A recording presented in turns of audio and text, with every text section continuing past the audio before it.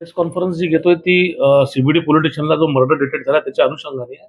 त्या व्यतिरिक्त चालू वर्षात 1 जानेवारीपासून विशेषतः मालमत्तेच्या गुन्ह्यामध्ये जी काही कामगिरी परिमंडळ 2च्या अंतर्गत झालेली आहे त्याच्याबद्दल पण आज आपण या ठिकाणी थोडा उहापोह करतोय. त्यात पर्टिक्युलरली पोर्ट डिव्हिजनची कामगिरी आपण प्रामुख्याने नमूद करतोय. 17 तारखेचा इन्सिडेंट आहे. आपल्या ऑफिसच्या पुढे जो किल्ला जंक्शन आहे त्या ठिकाणी एक अननोन मेल इसमाची डेड बॉडी पडलेली होती आणि त्याचं कुठलंही आयडेंटिफिकेशन नव्हतं.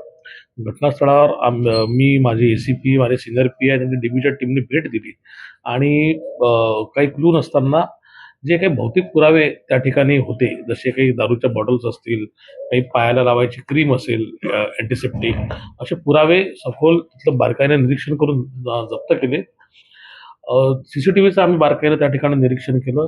काही लोक आरोपींसोबत मैतासोबत काही आरोपी दिसले. त्यांना आयडेंटिफाय करणारे किंवा आदल्या दिवशी त्यांच्यात जी काही भांडणं झाली ती बघणारे काही संशयित आम्हाला साक्षीदार मिळालेत. त्यांच्याकडनं काही माहिती प्राप्त झाली. आरोपींचा ट्रेल त्या ठिकाणी काढण्यात आला आणि जे काही बॉटल मिळाली दारूची असेल किंवा ती अँटिसेप्टिक औषधाची क्रीम असेल, ती कुठल्या बॅचची आहे, ती कुठून विकत घेतली गेली याची आम्ही शोध घेतला. सीबीडीमध्ये आम्हाला ते मेडिकल शॉप मिळालं.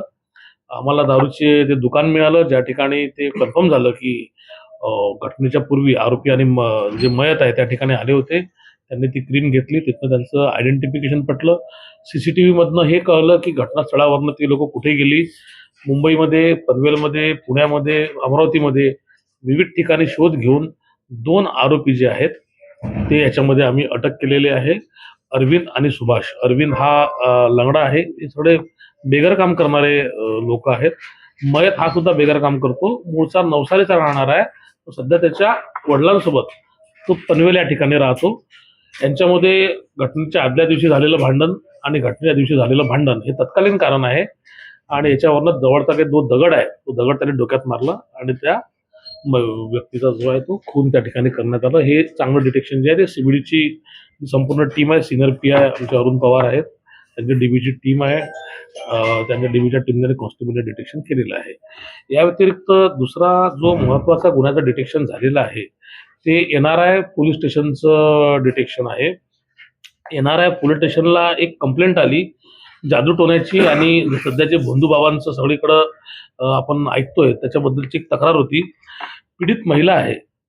सप्टेंबर 2025 ते डिसेंबर 2025 या काळामध्ये त्या 2 आरोपींपैकी एक आरोपी ज्याचं नाव एक लहरी बाबा हा तिच्या घरी गेला. दिवाळे गावात ती राहणारी आहे आणि तिला सांगितलं की तुझ्यावर काळी जादू झालेली आहे. तुझ्यावरती करणी कोणीतरी केलेली आहे. मोठी आपदा तुझ्यावर येणार आहे. त्यामुळे तुझी प्रगती होत नाही. तुझ्या आयुष्यात जे काही प्रॉब्लेम सुरू आहे त्याचं ते कारण आहे. तिच्या आयुष्यात जे काही